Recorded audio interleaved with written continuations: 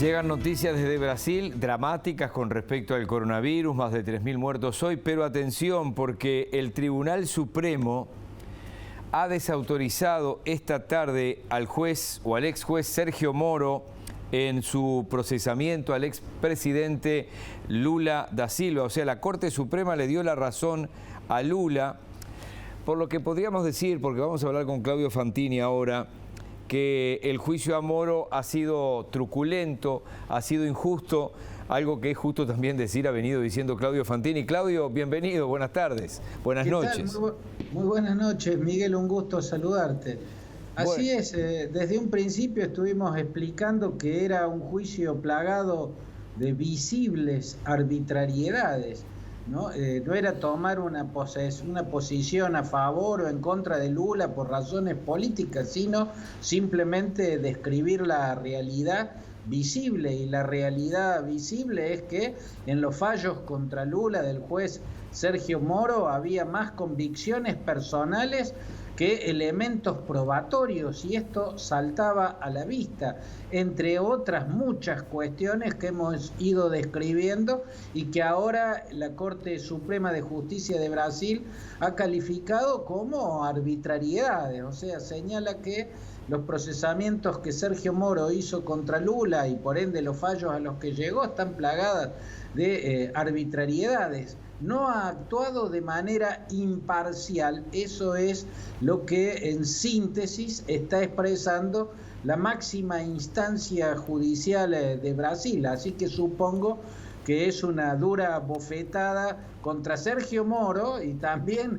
en el rostro político del presidente Bolsonaro, ¿no? Una bofetada más entre todas las que ha venido recibiendo por los descalabros de la pandemia y por las consecuencias, bueno, que empezaste describiendo. Está colapsado el sistema sanitario, sí. Y el gobierno federal prácticamente inmovilizado, ¿no? A cuenta de, no de ahora, Claudio, pero seguramente la vamos a tener esta charla, porque la gente escucha esto de lo que viene a ser la Suprema Corte de Justicia en Brasil y dice, resulta que ahora son todos inocentes, todos los ministros que fueron presos, todos los que estaban por debajo son todos inocentes. Te la dejo ahí para otra charla porque te podrás imaginar que en Uruguay pasa lo mismo que en Argentina, las redes se polarizan inmediatamente, todo el mundo pasa a ser inocente en forma inmediata. Absolutamente, absolutamente. Hay una grieta que divide todas las sociedades de la región y pasa en todas partes del mundo y la gente evalúa emocionalmente. Yo en el caso Lula he explicado siempre cuestiones puntuales. Se trata de lo que está a la vista. En el caso del matrimonio Kirchner, el enriquecimiento ilícito está a la vista, es evidente. Por eso es un caso totalmente distinto al de Lula. A Lula se le pueden cuestionar muchas otras cosas y yo se las he cuestionado. Pero enriquecimiento ilícito no se puede decir que esté a la vista, y que en los fallos de Moro había más de convicciones personales que de elementos probatorios. Eso es algo que también está a la vista y ahora lo están diciendo los jueces supremos del Brasil. Bien, lo de Brasil, con un presidente que desde el primer día dijo esto es una gripeciña y hablamos de la pandemia de coronavirus. No sé si preguntarte, ¿estamos frente a un psicópata?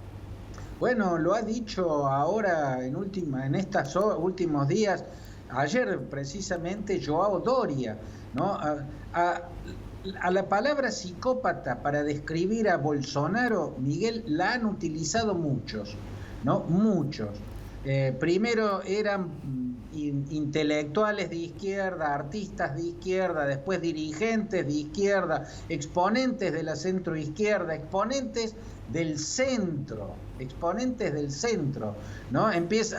Llevan tiempo describiéndolo como psicópata, pero ahora lo acaba de decir el gobernador de San Pablo, João Doria, que es del partido de Fernando Henrique Cardoso, es conservador en la política, o sea, políticamente está ubicado en la derecha, claramente, es un multimillonario conservador que en términos económicos está muy cerca de Paulo Guedes, el ministro de Hacienda, porque él adhiere a los postulados que normalmente se resumen bajo el concepto neoliberal. Es un partidario de la ortodoxia liberal. Desde ahí, desde esa posición, también están describiendo como un psicópata al presidente Bolsonaro. Yo creo que el desquicio que tiene el sistema sanitario brasileño, estas estadísticas que el mundo mira aterrado y la región también, porque lo que está pasando en nuestros países, donde las cifras de contagios suben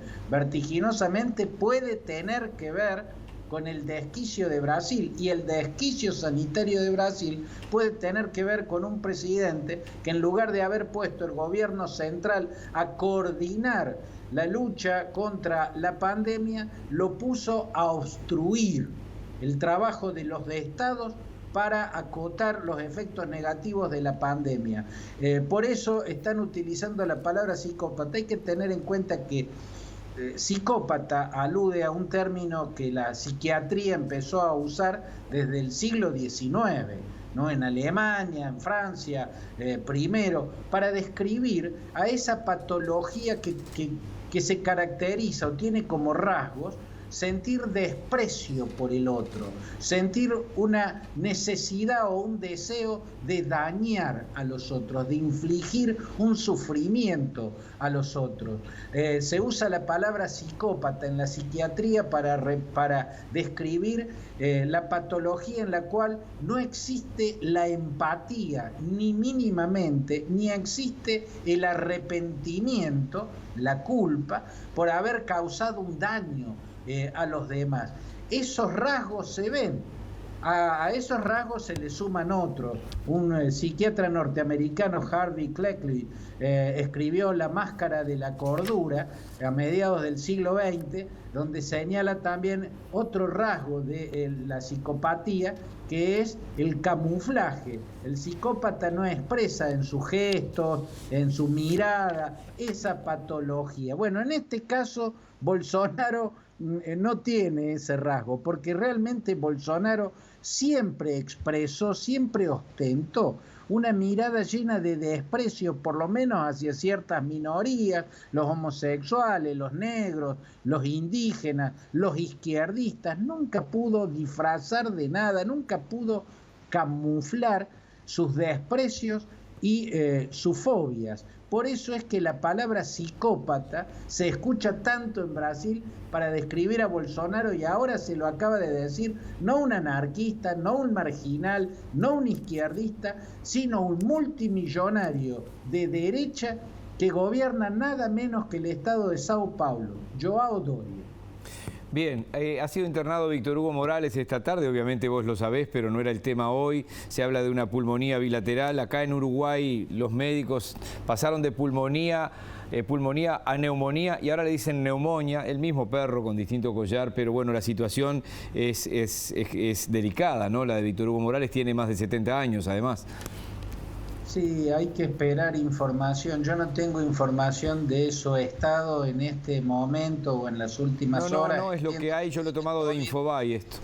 Claro, entiendo que tiene COVID y que cuando esto pasa, hay quienes lo pasan sin darse cuenta, hay quienes tienen un padecimiento leve, y hay quienes tienen una convalecencia muy, muy aguda. Bueno, que haya sido internado muestra que leve no sería el caso de Víctor Hugo Morales. Muy bien. Claudio, muchísimas gracias. Un abrazo.